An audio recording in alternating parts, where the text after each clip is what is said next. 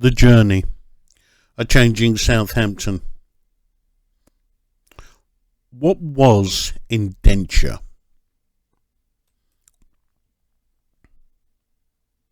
This project is supported by Heritage Lottery Fund and made possible by the contribution of Heritage Lottery players.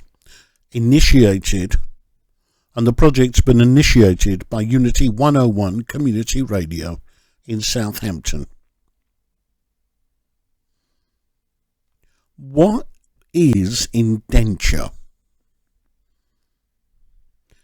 And why was it relevant to the journey of Indians to Southampton?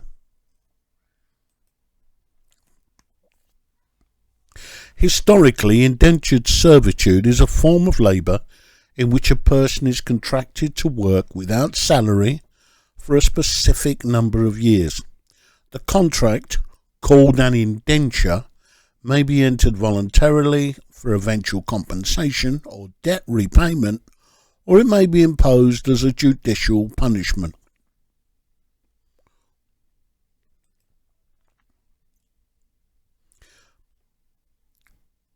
In Britain, in the 1800s, it was also used as a way for a person to pay the cost of transportation to colonies in the Americas. Like any loan, an indenture could be sold. Most employers had to depend on middlemen to recruit and transport the workers, so indentured workers were commonly bought and sold when they arrived at their destinations. Like the prices of slaves, their price went up or down depending on supply and demand. And when the indenture loan was paid off, the worker was theoretically free. Sometimes they might be given a plot of land. The Indian indenture system was a system of indenture, a form of debt bondage, by which 2 million Indians, called coolies, it's a derogatory term, were transported to various colonies of European powers to provide labour for the mainly sugar plantations. It started from the end of slavery in 1833 and continued until 1920.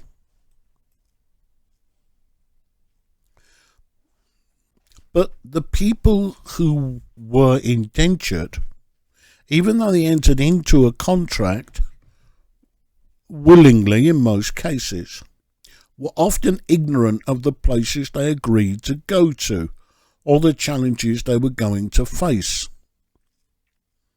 They would commit to signing up for 5 years generally, but sometimes 10, to work in a menial manner in the hope that it would lead to some opportunity in a new place or the opportunity to then return home with some money in their pocket.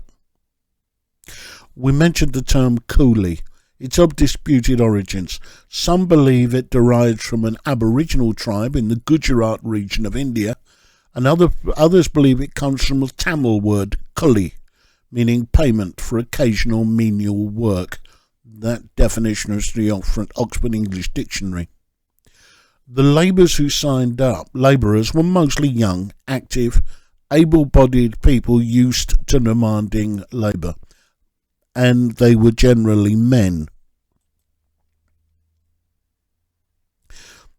Now, the East India Company, the British East India Company, issued regulations in 1837 which were laid down specific conditions for the dispatch of Indian labour from Calcutta, the major harbour, and the would-be emigrant and his emigration agent, the middleman, were required to appear before an officer designated by the government of British India with a written statement of the terms of the contract. The length of the service was to be 5 years, renewable for a further 5-year term or a continuation of 5-year terms upon agreement. The emigrant was to be returned at the end of his service to the port of departure. In 1837, this scheme was extended to Madras. It should be remembered that most of the people signing up for indenture were not educated, signed with an X, and couldn't read the contract. Now, as soon as the new system of emigration of labour became known, a campaign similar to the anti-slavery campaign sprang up in Britain and India. The reason for this was indenture was the system of servitude introduced within the British Empire immediately that slavery was brought to an end. So slavery in 1833, indenture started 1834. And on the 29th of May 1839, overseas manual labour was prohibited, and any person affecting such emigration was liable to a 200 rupee fine or 3 months in jail. After this prohibition, a few Indian labourers continued to be sent to Mauritius via Pondicherry, a French enclave in South India. However, it was only a temporary victory, because immigration was authorised again in 1842 to Mauritius, and in 1845 to the West Indies and the rest of the British Empire. In modern times, people smuggling, also called human smuggling and migrant smuggling, is a practice which is characterised by the consent of the person being smuggled. People seeking a new start economically or escaping life-threatening circumstances in the country of origin. They pay for the journey and are often contracted into a system of exploitation similar to debt bondage. Smuggling situations can descend into human trafficking through coercion and exploitation. Trafficked people are held against their will through acts of coercion and forced to work for or provide services to the trafficker or others. Human trafficking is the third largest crime industry in the world, behind drug dealing and arms trafficking, and is the fastest growing activity of transnational criminal organisations. Human trafficking is a form of modern slavery, when adults and children are traded so they can be exploited by others for commercial gain. The Metropolitan Police in London, that's their definition. Now, indentured labour in the 1800s was a form of debt bondage approved by the British government and monarch and managed by its agents across the British Empire. It was an arm's-length process by which the British Treasury obtained vast sums of direct profit and then taxes. Someone who controls those who've been trafficked and manages them for financial gain so that they can undertake work is now called a gangmaster. Someone who employs a large number of workers, often illegally, and pays the workers very little money. It's just a question, but during indenture, was the gangmaster the British government's representative, or even the British government?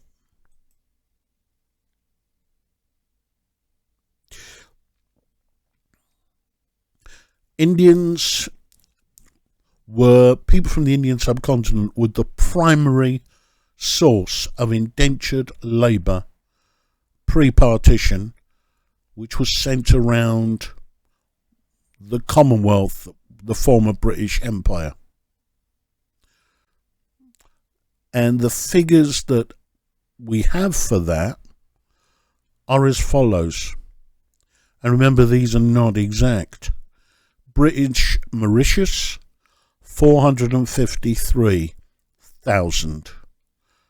British Guyana, 239,000. Trinidad and Tobago, 147,500. Jamaica, 36,000. Malaya, 400,000. Grenada, 3,000. And please be aware I'm rounding these figures. St. Lucia, 4,000. Natal, South African region, 152,000. St. Kitts, 337. St. Vincent, 2,500. Reunion Island, 26,500. Dutch Suriname, 34,000. British Fiji, 61,000. East Africa, 32,000. The Seychelles, 6,000. Singapore, 3,000. That total is just over 1.6 million people who were entered into indentured labour. From 1834 to the end of World War I, Britain had transported about 2 million Indian indentured workers to 19 colonies, including Fiji, Mauritius, Ceylon, Trinidad, Guyana, Malaysia, Uganda, Kenya and South Africa. The conditions at work were harsh, with long working hours and low wages.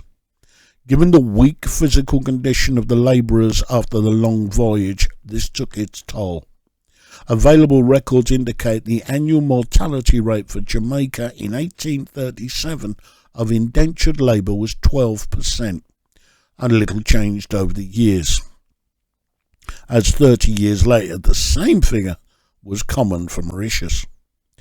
Children were expected to work alongside their parents from the time they were 5 years old. In an interview he gave to the Fiji Sun, Halzilda, an ex-indentured worker, remembered, "We were whipped for small mistakes. If we woke up late, that is later than 3 a.m, you got whipped. No matter what happened, whether it was rain or thunder, you had to work. We were here to work, and work we had to do. Otherwise we were abused and beaten up." Fiji Sun, 1979, cited in Carter and Toraboli.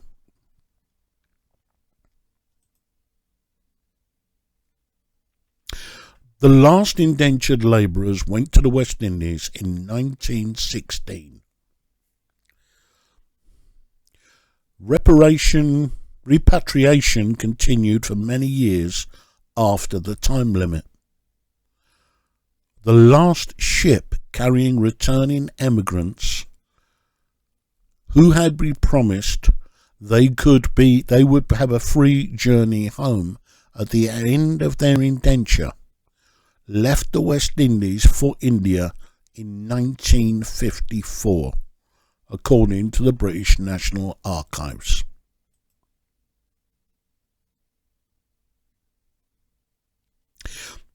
Now, this project needs volunteers.